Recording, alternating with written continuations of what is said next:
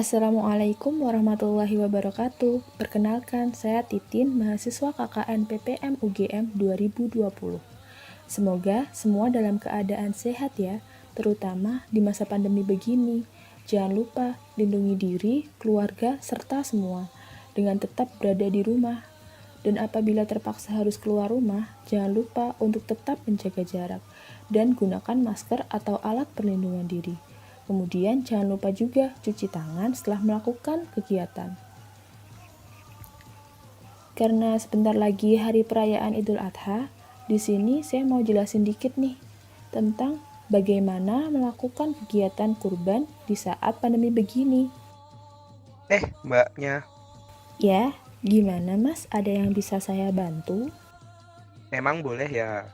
Tentu saja boleh, asalkan semua sesuai dengan protokol yang ada. Baiklah, saya lanjut jelasin ya. A'udzu billahi minasyaitonir rajim. Fasholli lirabbika wanhar. Artinya, maka kerjakanlah sholat karena Tuhanmu dan berkurbanlah. Quran Surat Al-Kautsar ayat 2. Berkurban merupakan salah satu ibadah umat Islam. Tapi, bagaimana ya caranya agar tetap aman untuk berkurban di masa pandemi seperti sekarang? Dari mulai jual beli, pemilihan hewan, pemotongan, sampai distribusi. Dimulai dari proses jual beli hewan kurban. Di era modern begini, jual beli bisa dilakukan dengan dua cara, secara online maupun secara offline. Secara online, misalnya dengan melalui sosial media. Sedangkan offline, kita bisa langsung datang ke peternakan atau pasar hewan. Nah, yang pertama, secara online. Bagaimana caranya? Nah, kita bisa mencari informasi penjualan melalui media sosial maupun dari orang yang telah kita kenal. Kemudian, segala transaksi mulai dari pemilihan hewan sampai pengiriman hewan kurban dilakukan via telepon maupun chat. Nah, dengan begitu, jual beli secara online sangat disarankan di masa pandemi begini karena lebih aman dan dapat mengurangi kerumunan. Namun, apabila ingin langsung, tetap bisa dilakukan. Namun ingat, harus sesuai dengan protokol new normal yang ada. Yang pertama, pastikan penjual dan pembeli dalam keadaan sehat ketika berangkat ke tempat jual beli. Yang kedua, tetap gunakan masker atau alat perlindungan diri. Kemudian, jangan lupa tetap menjaga jarak entah di kandang, di luar kandang, maupun di jalan. Kemudian, jangan lupa cuci tangan sebelum dan sesudah berkegiatan. Setelah proses jual beli selesai, akan ada transportasi hewan kurban. Nah, transportasi juga ada prosedurnya. Yang pertama, hewan dilengkapi dengan surat keterangan sehat hewan sebagai bukti status kesehatan hewan. Kemudian, kendaraan dibersihkan sebelum dan sesudah mengangkut hewan.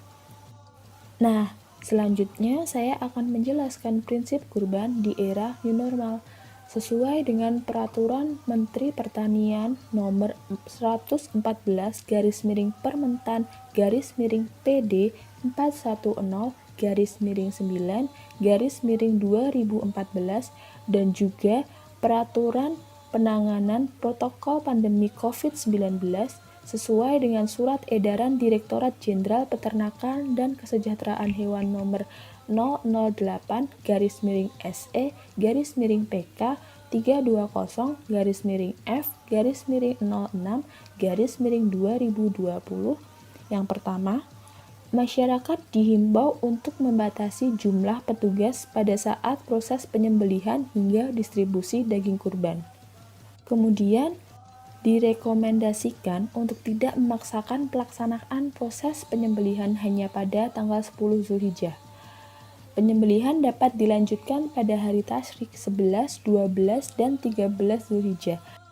Selanjutnya, pemotongan hewan kurban. Sesuai dengan surat edaran, pemotongan hewan kurban disarankan dilakukan di rumah potong hewan. Namun dalam keterbatasan jumlah dan kapasitas RPH, pemotongan hewan kurban dapat dilakukan di luar RPH. Nah, yang pertama kita bahas tentang pemotongan hewan kurban di RPH. Pemotongan hewan di RPH dapat dilakukan di RPH pemerintah maupun swasta. Namun, harus sesuai dengan kapasitas pemotongan hewan kurban di setiap RPH. Dalam melakukan kegiatan pemotongan, RPH harus memenuhi syarat sebagai berikut. Yang pertama, jaga jarak. Nah, di sini setiap pekerja menjaga jarak minimal 1 meter pada setiap aktivitasnya. Kemudian, yang kedua ada penerapan hygiene personal. Di sini RPH menyediakan APD untuk setiap pekerjanya. Yang kedua, pemotongan hewan kurban di luar RPH. Pelaksanaan pemotongan hewan kurban di luar RPH harus tetap yang pertama, menjaga jarak fisik atau physical distancing. Di sini panitia kurban harus mengatur kepadatan dengan membatasi jumlah panitia dalam pelaksanaan pemotongan kurban dan tetap melakukan pengaturan jarak minimal 1 meter dan tidak saling berhadapan antar petugas pada saat melakukan aktivitas. Kemudian, penerapan hygiene personal. Di sini, panitia yang berada di area penyembelihan dan penanganan daging harus dibedakan. Setiap orang harus menggunakan alat pelindungan diri, paling kurang menggunakan masker sejak dari rumah dan selama di pemotongan hewan. Kemudian, setiap panitia kurban disarankan melakukan cuci tangan dan penggunaan hand sanitizer sesering mungkin. Kemudian yang terakhir yaitu tentang pengemasan dan pendistribusian daging kurban. Di sini gunakan plastik yang aman untuk makanan. Kemudian distribusi dilakukan seluruhnya oleh panitia kurban dan diharapkan sohibul kurban dan masyarakat tetap tinggal di rumah. Sekian penjelasan dari saya mengenai panduan kurban di masa pandemi dengan tetap menjunjung tinggi protokol new normal. Mohon maaf apabila ada salah-salah kata saya dalam berucap. Terima kasih banyak. Wassalamualaikum warahmatullahi wabarakatuh.